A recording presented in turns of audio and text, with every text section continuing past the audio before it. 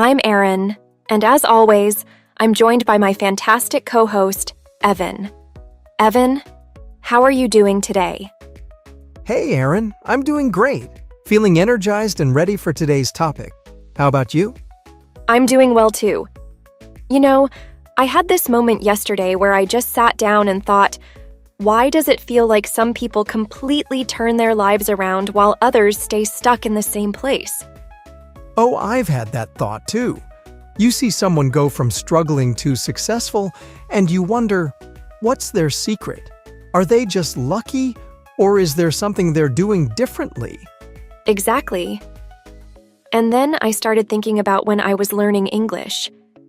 At first, it felt impossible. So many words, so many rules. But then, little by little, things started making sense. That's so true. When I first started learning, I kept thinking, if I just knew more words, I'd be fluent.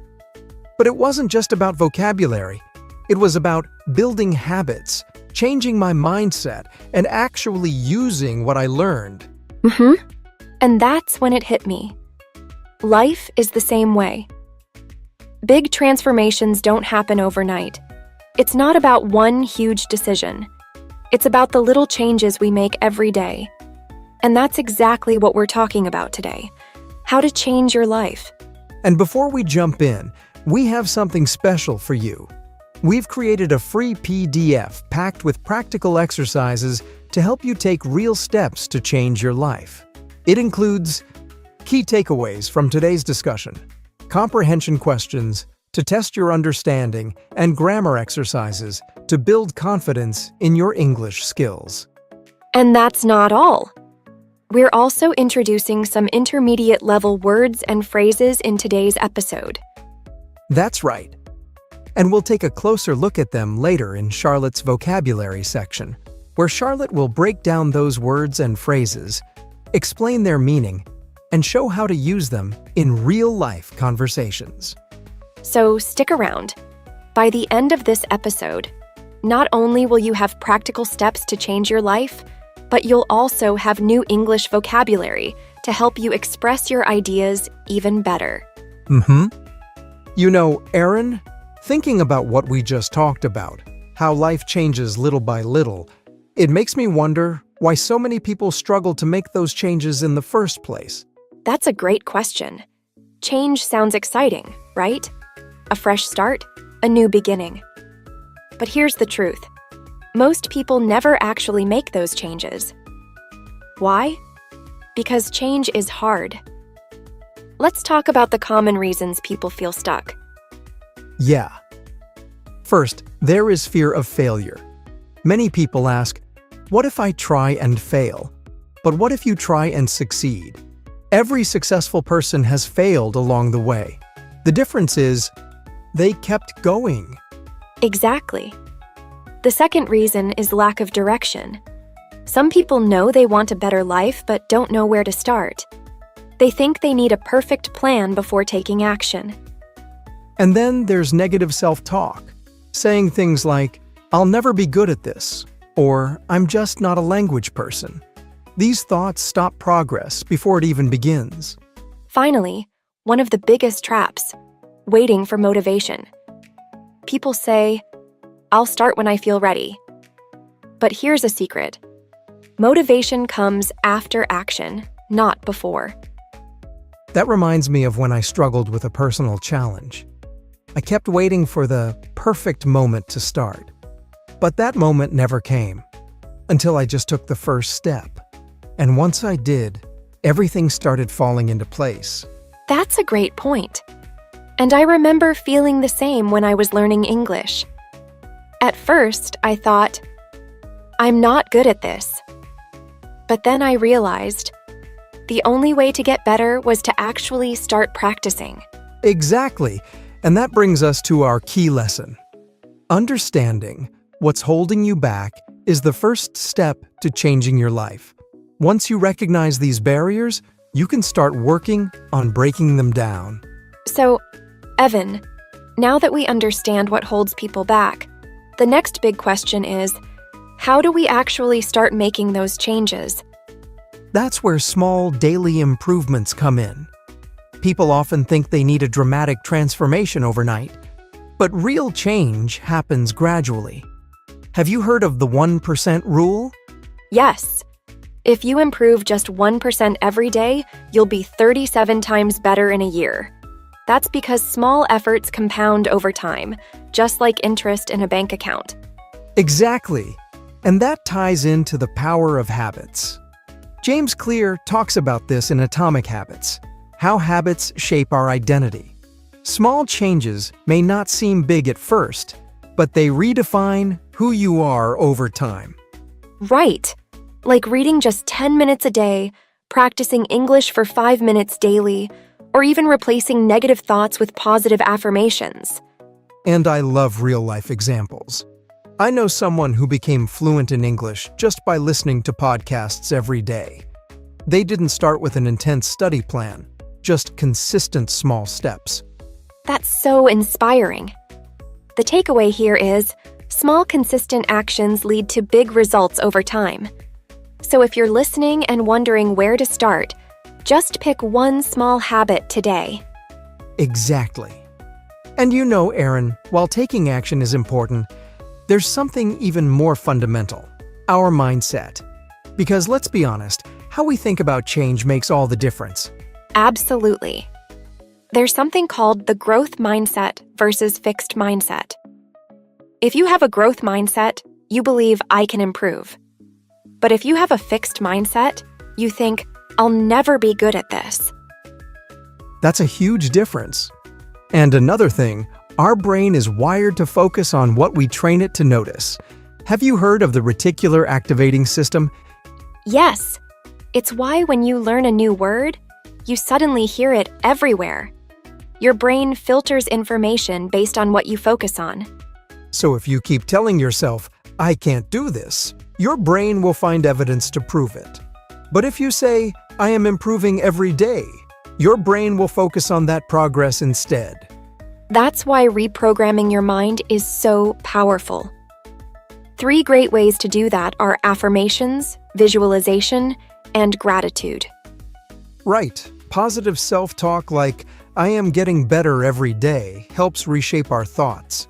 Visualization, seeing yourself succeed, tricks your brain into believing it's possible.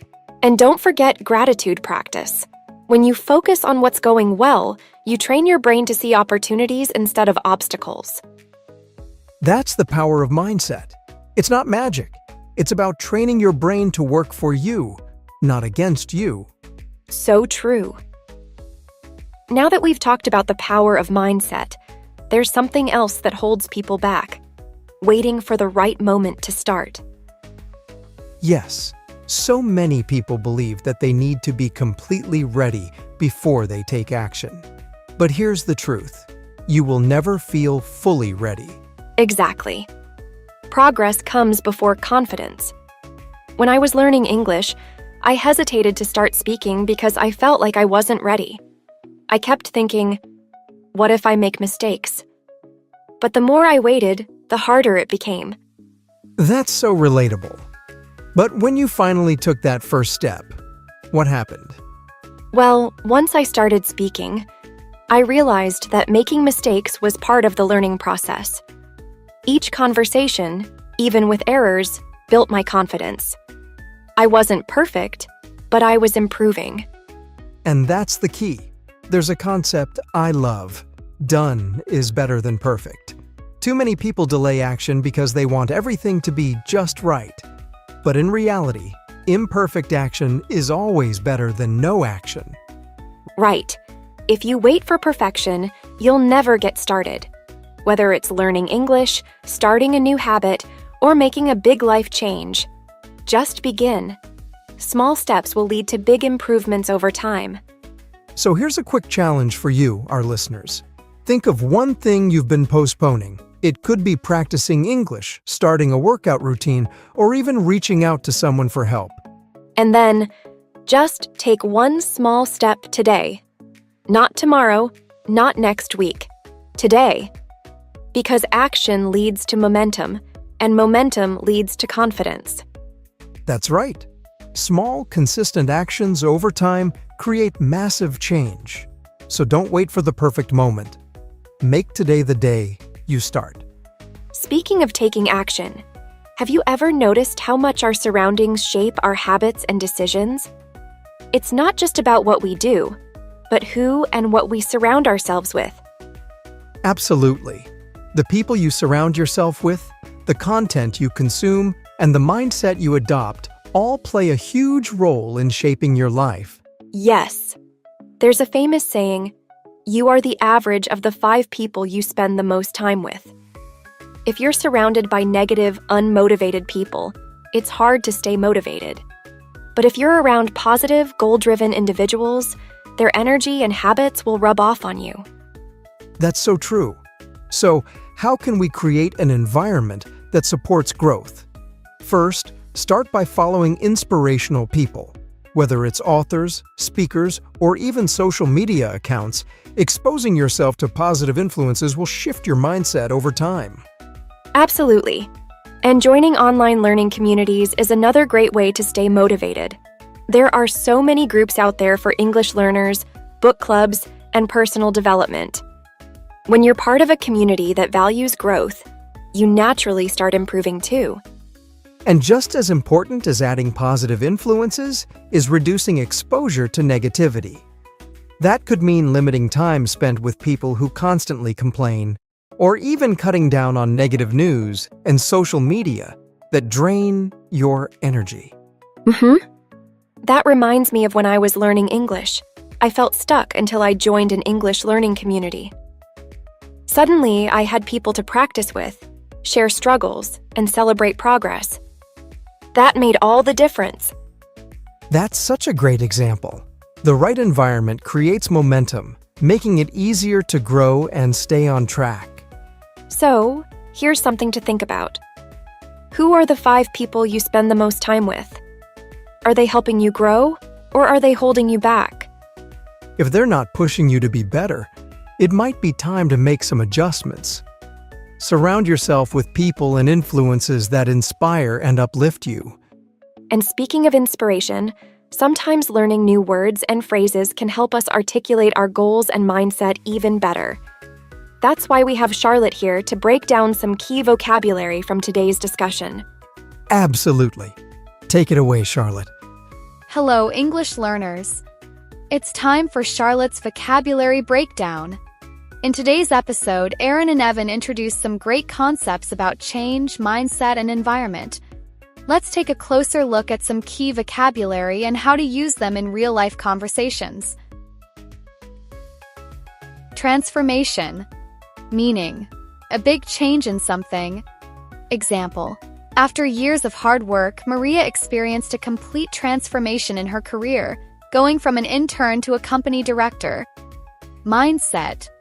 Meaning, the way you think about things. Example, Jake changed his mindset about exercise and now he enjoys working out every morning. Surroundings.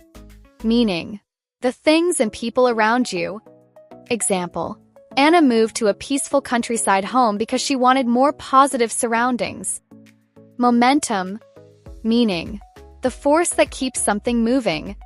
Example, once Daniel started writing 500 words a day, he built momentum and finished his book in just 3 months. Exposure. Meaning, the amount of contact you have with something. Example, watching English movies increased Sarah's exposure to native speech, improving her listening skills. Growth-driven. Meaning, focused on improvement. Example, Leo joined a growth-driven study group that encouraged him to keep learning and setting new goals. Visualization. Meaning, the formation of a mental image of something, often used to enhance motivation, confidence, and performance. Example, every night Mark visualizes himself speaking confidently before his presentations. Affirmation. Meaning, a positive statement to encourage yourself. Example, Jane starts her day with the affirmation, "I am capable and strong." Community. Meaning, a group of people with shared interests. Example, David found an amazing community of runners who motivated him to complete his first marathon. Accountable, meaning responsibility for your own progress. Example: Mia set weekly goals for herself and tracked her progress to stay accountable in her fitness journey. That's it for today's vocabulary breakdown. Back to you, Aaron and Evan. Thank you, Charlotte. Those were some really useful words and phrases. So, Evan, if we had to leave our listeners with one key takeaway from today's episode, what would it be? I'd say it's this. You have more control over your life than you think. Small changes, the right mindset, and a strong environment can completely transform your life. That's so true. And remember, progress doesn't happen overnight, but every step you take gets you closer to where you want to be. And don't forget to grab our free PDF guide for today's episode. It's packed with practical exercises and vocabulary to help you reinforce what you've learned. Also, let us know in the comments. What's one small change you're making today? We'd love to hear from you. And if you enjoyed this episode, don't forget to subscribe, share, and leave us a review. Let's keep growing together.